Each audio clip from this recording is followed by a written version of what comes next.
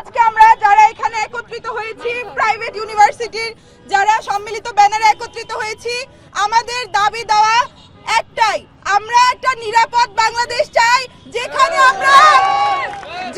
আমরা শান্তিতে ঘুমাতে পারবো, যেখানে আমরা নিরাপদভাবে বাড়ি থেকে বের হলে নিরাপদভাবে ঘরে ফিরে যেতে পারবো।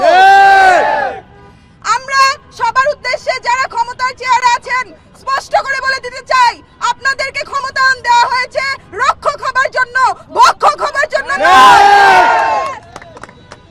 আপনারা আপনাদের পরিণতি কি হবে যদি ঠিক না হন, তা আপনারা বিগত ফ্যাসিস্ট সরকার থেকে শিক্ষা নিন। আমরা শিক্ষার্থীরা কেন রাস্তায় নামবো?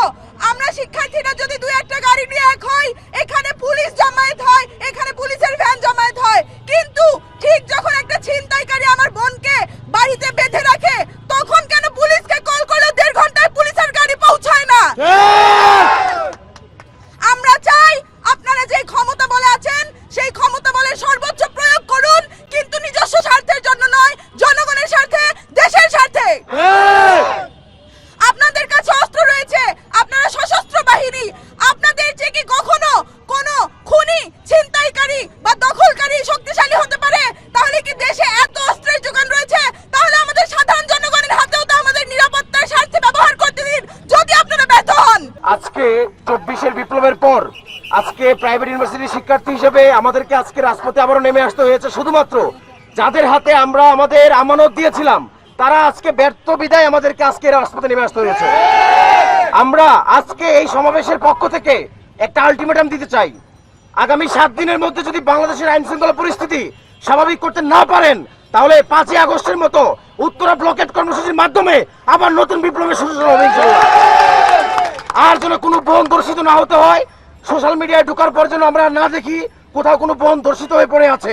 আমরা আর কোনো ধরনের সন্ত্রাসী কার্যকলাপ বাংলাদেশে নিতে পারবো না।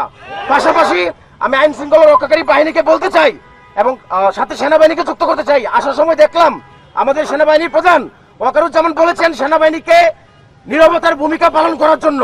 আপনারা কিসের মদদে, কিসের জন্য আপনারা এখন নীরবতা ভূমিকা পালন করতে চাচ্ছেন, সেটা জবাবদিহিতা আমাদের কাছে আপনাদের করতে হবে। 7 দিনের মধ্যে যদি আপনারা দেশের আইন শৃঙ্খলা পরিস্থিতি স্বাভাবিক করতে না পারেন, আমরা আবারও উত্তরা ব্লকের কর্মসূচিতে ফিরে যাবো ইনশাআল্লাহ। ধন্যবাদ। প্রিয় সংগ্রামী সাথী বন্ধুরা, আপনারা কি এখনো কি মাঠ থেকে চলে গেছেন? আমরা এখনো মাঠ থেকে চলে যাই নাই। আমরা কোনো কেয়ারটেকারের হাতে আমাদের দেশকে দিব না।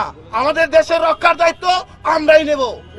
আমি এই অন্তর্বর্তীকালীন সরকারের কাছে রাখতে চাই, গতকাল আমাদের যে ডাকাতি হচ্ছে, আমাদের বন্ধের উপর যে ধর্ষণ করা হচ্ছে, সেটার জন্য 24 ঘন্টার মধ্যে আপনারা সরকারি ব্যবস্থা নেবেন।